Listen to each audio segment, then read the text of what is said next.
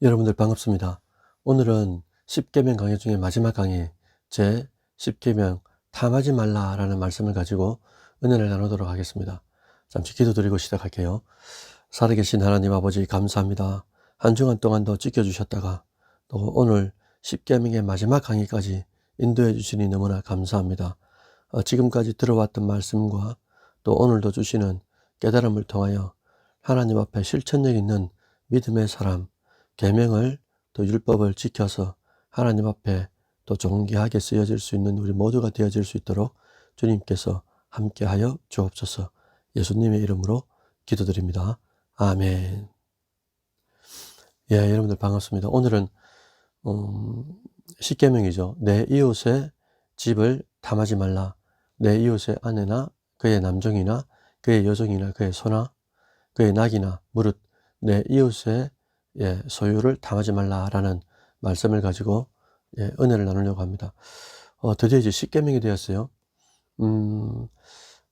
그동안 이제 조직신학 강의, 그리고 성막 강의, 그리고 세 번째 이제 강의인데 10계명 강의를 이제 오늘까지 들어주셔서 너무나 감사합니다.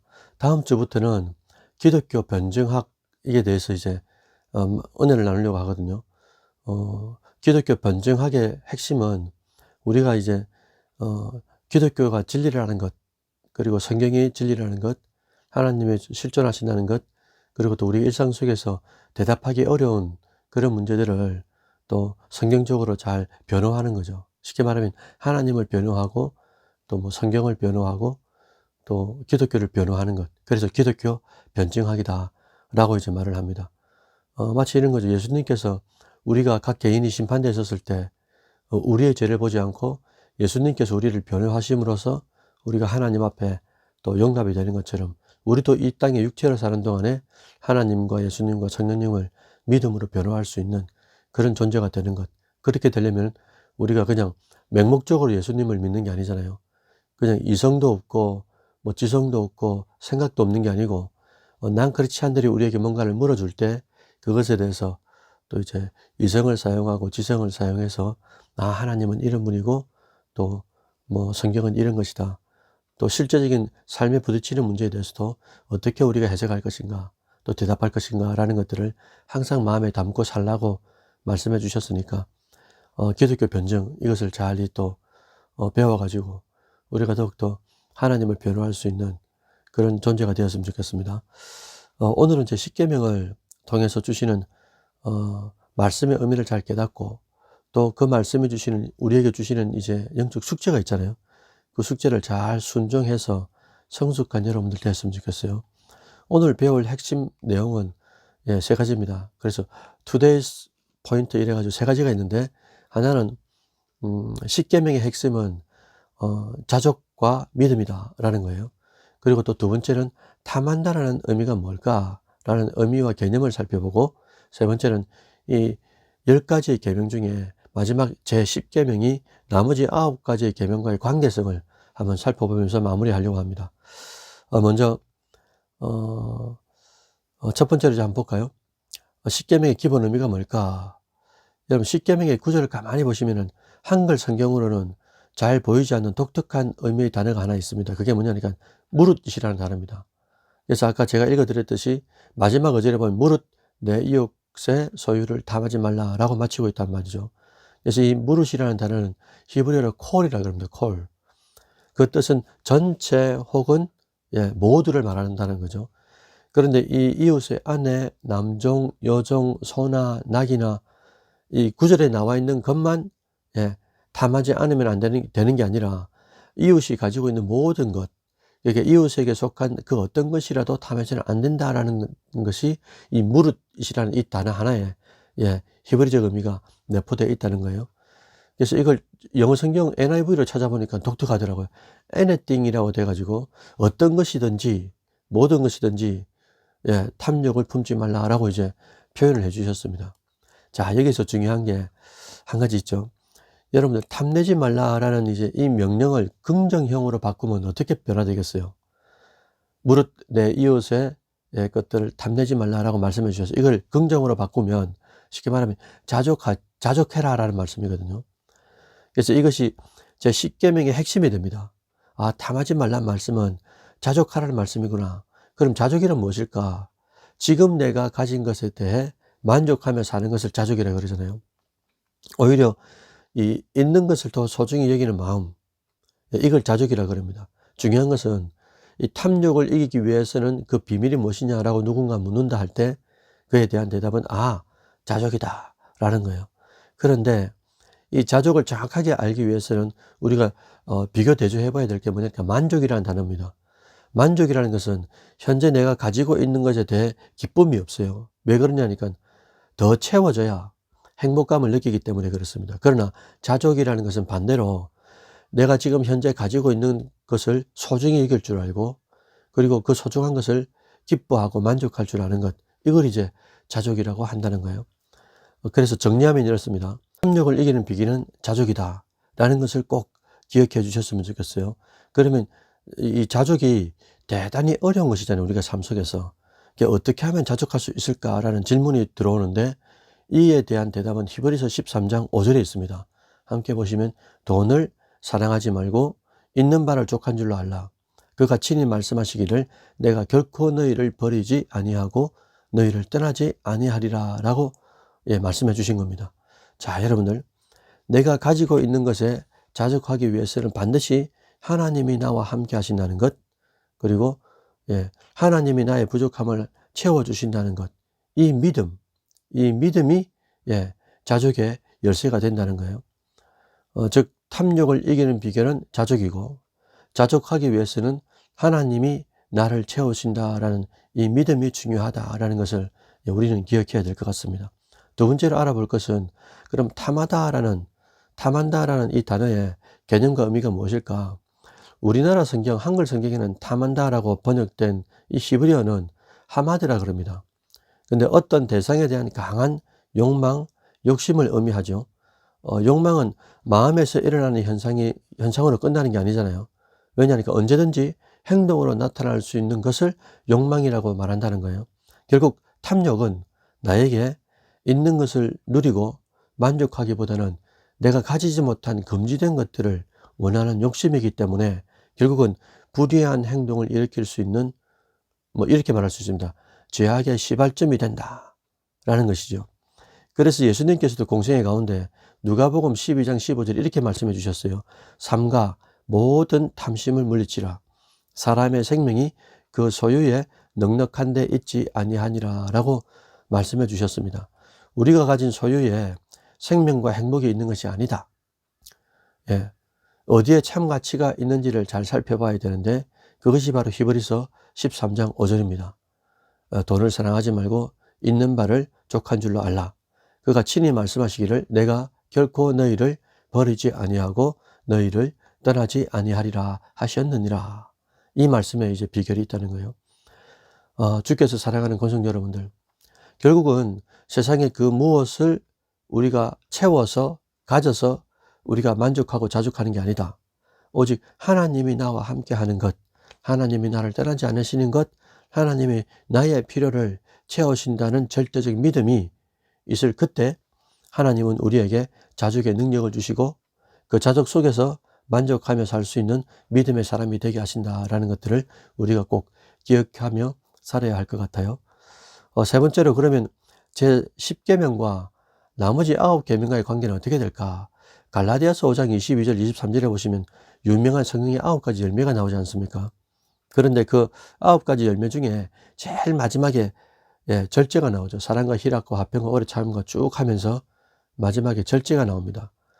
이 절제는 다른 열매들과 무슨 상관관계가 있을까? 이걸 살펴보면 오늘 이제 우리가 상고하려고 하는 제 10계명과 나머지 9가지의 계명과의 관계도 이해하기 쉬울 것 같아요. 여러분 잘 아시는 것처럼 절제는 사랑이 되도록 하는 열매죠. 내가 사랑하고 싶다고 아무나 사랑하면 안 되지 않습니까? 그래서 사랑이 절제와 이렇게 맞물리게 될 때 참 사랑이 된다. 사랑다면 희락이잖아요. 사랑과 희락과 화평과 나으니까. 희락도 마찬가지고, 우리가 기쁘다고 해서 장례식장이나 어디 가가지고 아무 때나 막 기뻐할 수는 없잖아요. 그래서 이 희락도 절제라는 것과 딱 맞물릴 때 참 기쁨이 된다라는 거죠. 이것처럼 절제라는 열매는 다른 성령의 열매에 바구니가 된다라고 저희들이 대학원 때 배운 적이 있습니다. 그래서 그 열매, 사랑이면 사랑, 희락이면 희락, 화평이면 화평, 오래 참으면 오래 참음, 이 각각의 열매가 그 역할을 잘 감당할 수 있도록 만드는 포괄적 의미를 가진 것이 바로 절제다라는 거예요. 제 10계명도 마찬가지입니다. 특히 제 10계명은 앞서 말씀드린 것과 같이 탐심이라는 것이 은밀한 마음에서부터 이 제약들이 시작되죠. 그런데 이 제약들이 결국 실제로 옮겨지는 행동까지, 이것을 전체를 아우르는 것이 탐심이라는 단어라고 말씀드렸습니다. 결국 탐하지 말라라는 제 10계명을 우리가 그러면 잘 지키기 위해서는 어떻게 해야 될까? 예, 두 가지입니다. 하나는 자족할 줄 알면 된다라는 거예요. 그럼 두 번째는 자족하기 위해서는 어떻게 해야 됩니까? 라고 물으니까 하나님이 나를 떠나지도 않으시고 버리지도 않으시고 하나님이 채우신다라는 그 믿음, 이 믿음이 있을 때, 하나님이 채우신다는 그 믿음이 있을 때 세상의 것에 대해서 우리가 놓을 수도 있고 내려놓을 수도 있게 되는 것 아니겠어요? 그래서 우리 남은 생애가 이 매 순간순간마다 이 하나님 앞에 영광이 되기 위해서는 내가 더 가지려고 하는 욕심과 탐욕이 있는 게 아니고 더욱더 내려놓을수록 하나님께서 채우시는, 마치 성령의 충만함이라는 것이, 이게 우리가 컵에 대해서 많이 비유들었지 않습니까? 물이 비우면 비워질수록 공기가 많이 차는 것처럼 똑같은 현상이라고 볼 수 있는 거죠. 그래서 우리 사랑하는 권속들도 앞으로 사는 동안에 자족할 수 없는 세상이지만 믿음이라는 방편을 가지고 자족하면서 하나님 앞에 더욱더 신실한 자로서 세워진다면, 하나님이 내가 이걸 누구한테 맡겼고, 그럴 때마다 뭐 말씀과 계명과 율법들을 감사하여 지키려고 하는 우리를 통하여 하나님께서 영광을 받으시는 것 아니겠습니까? 이것으로서 우리는 지금까지 10계명, 제 10계명까지도 다 이제 살펴봤습니다. 전체 10계명을 한번 써머리 해볼까요? 예수님을 구원자로 믿는 사람들에게 하나님이 세 가지 선물을 주신다고 말씀하셨지 않습니까? 이 사도신경과 10계명과 주기도문, 그래서 40주라고 말씀드렸어요. 근데 특히나 이 10계명은 이렇게 설명할 수 있잖아요. 율법 613가지를 압축하면 10가지가 되는데 그게 바로 10계명이다. 근데 이 10계명은 두 가지로 나뉜다. 하나님 사랑 1계명과 4계명까지, 그리고 사람 사랑, 이웃 사랑 5계명에서 10계명까지 나누는데, 이것은 또 결국 하나의 단어로 집약된다. 그게 뭐냐? 사랑이다. 그래서 율법의 613가지가 10계명으로 요약되고, 이 요약된 10개가 두 가지로 요약되죠. 하나님 사랑과 이웃 사랑. 근데 이 두 가지가 하나의 단어로 요약된다. 그게 바로 사랑이다. 그래서 하나님은 사랑이시다. 그 사랑이 우리 안에 들어왔고, 이 들어온 이 하나님의 영광을 위하여, 그리고 믿지 않는 난 크리스찬들의 이 덕을 위하여 우리에게 율법을 주셨다라는 거예요. 하루는 예수님이 한 율법사와 대화하는 장면이 나옵니다. 마태복음 22장에 율법사가 이렇게 물은 거예요. 선생님이요, 율법 중에 어느 계명이 가장 큽니까? 라고 물었습니다. 그때 예수님께서 하신 말씀이 주 너의 하나님을 사랑하라. 이게 가장 큰 계명이라고 말씀해 주셨고, 더불어서 말씀해 주신 게 내 이웃을 네 몸같이 사랑하라. 이 두 계명을 말씀해 주신 거예요. 결국은 예수님께서 오셔가지고도 모든 율법의 완성인 사랑을 다시 한 번 더 재확인시켜주는 그런 역할을 감당해 주셨다는 겁니다. 우리가 10계명을 지켜야 하는 이유가 구원을 받기 위해서 율법을 계명을 지키는 게 아니잖아요. 하나님의 주권적 은혜로 구원받았음에 대하여 너무나 감사하기 때문에 율법을 지키는 것 아니겠습니까? 특히나 10계명을 지킴으로써 이 율법 안에 있는 기능, 그 기능이라 하면 죄를 억제하는 기능이라든지, 또 믿는 자로서 다른 사람들에게, 믿지 않는 사람들에게 교훈적 역할을 감당하는 그런 삶이 되라고 하나님께서 10계명을 주셨다는 것을 우리는 잊으면 안 되겠지요. 아무쪼록 더욱 말씀에 이 계명마다 우리가 순종하면서, 순종할 때마다 하나님이 주시는 하늘로부터의 기쁨, 그걸 희락이라 그러잖아요. 이 하늘의 기쁨, 하나님이 주시는 이 희락으로 세상의 쾌락을 이겨나가는 영적인 효녀와 효자가 되시기를 주의 이름으로 축원드립니다. 아멘. 예, 이것으로서 십계명 강의는 다 마치고요. 초대 제가 설명드린 것처럼 다음 주에는 기독교 변증학, 예, 이것에 대해서 함께 은혜를 나누려고 합니다. 예, 기도해 주셨으면 좋겠어요. 기도로 마무리하고 마치도록 하겠습니다. 사랑의 하나님 아버지 감사합니다. 몇 달 동안 십계명 강의를 할 수 있는 여건과 환경을 허락하여 주시고 또 함께 깨닫고 또 은혜를 나눌 수 있는 기회를 주시니 감사합니다.